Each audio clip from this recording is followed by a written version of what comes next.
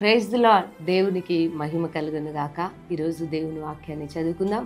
ఇర్మియా గ్రంథము 30వ అధ్యాయం 17వ వచనాన్ని చదువుతున్నాను. నీ గాయమును మాన్పెదను, ఇదే యెహోవా వాక్కు. దేవునికి మహిమ కలుగును గాక. అవును, మనం ఆరాధిస్తున్న దేవుడు ఎండిన ఎముకలలో జీవమును, గాయములను మాన్పేవాడు. అందుకే ఆయన పేరు యెహోవా రాఫా, అంటే స్వస్థపరిచే దేవుడు.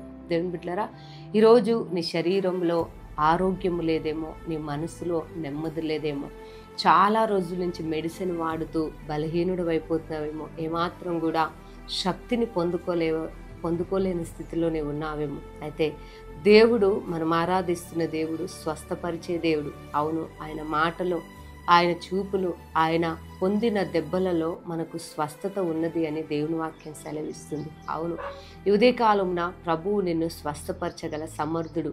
ఎన్నో వ్యాధులతో కదండి, చాలామంది ఫోన్ కాల్స్ చేసి చెప్తుంటారు, రకరకాల వ్యాధులతో మేము బాధపడుతున్నాం, నివారణ కలగట్లేదు, స్వస్థత కలగట్లేదు అని కొన్నిసార్లు దుఃఖిస్తూ ఉంటారు.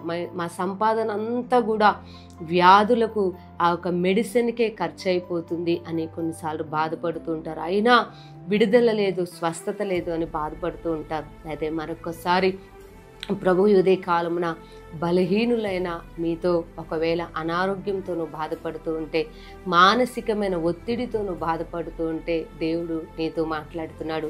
నీ గాయమును నేను మాన్పెదను అంటున్నాడు. హల్లెలూయా. అవును, వైద్యుల కంటే పరమ వైద్యుడు మనం ఆరాధిస్తున్న యేసయ్య. ఉదయ కాలం నువ్వు నమ్ముతున్నావా?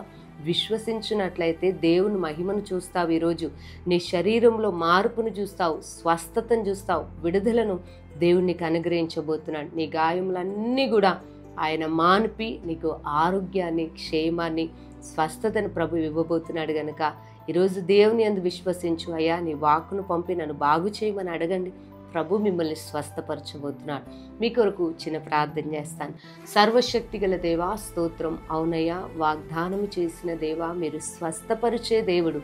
అయ్యా, ఇదిగో ఎంతమంది బిడ్డలైతే బలహీనులుగా ఉన్నారేమో, మంచం మీద ఉన్నారేమో, లేవలేని స్థితిలో ఉన్నారేమో, చాలా వేదన బాధపడుతున్నారేమో నాయనా, ఇప్పుడే మీ వాక్కును పంపి వారిని స్వస్థపరచమని ప్రార్థిస్తున్నాను. ఎందుకంటే నీ గాయములు నేను మాన్పెదను అన్నావు. ఇప్పుడే సంపూర్ణమైన విడుదల, నివారణ కలుగునుగాక. అయ్యా, మీరు స్వస్థపరిచి బాగు చేయమని యేసు నామంలో ప్రార్థిస్తున్నాను తండ్రి. ఆమేన్. ప్రభు మిమ్మల్ని దీవించునుగాక.